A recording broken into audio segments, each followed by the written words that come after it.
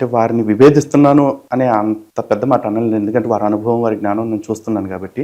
కాకపోతే ఒక్క విషయం మనం గుర్తుపెట్టుకోవాల్సింది ఏంటంటే, వేదం తప్ప మిగతా దేన్ని అంగీకరించిన అన్నిటిని వేదానికి అనుబంధంగా నేను చూడను అంటున్నారు. అది కరెక్ట్ కాదు. కారణం ఏంటంటే, ఈరోజు భారతదేశం ఎలా నడవాలి అనే దానికి మనం ప్రాథమికంగా భారత రాజ్యాంగాన్ని ఏర్పాటు చేసుకున్నాం. ఈ భారత రాజ్యాంగంలో హిందూ వివాహ చట్టం లేదు. కానీ హిందూ వివాహ చట్టం అనేది భారత రాజ్యాంగాన్ని అనుసరించి మనం ఒక చట్టం విడిగా చేసుకున్నాం. అలాగే మోటార్ వెహికల్ యాక్ట్ రాజ్యాంగంలో లేదు.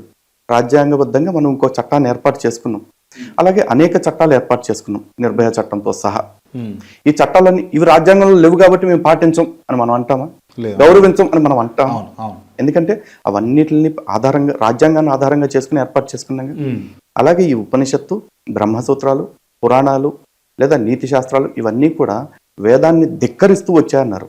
వేదాన్ని ధిక్కరిస్తూ కాదు, వేదానికి ఉన్న రెండో పార్శ్వాన్ని కూడా ఆవిష్కరించాయి అంతే.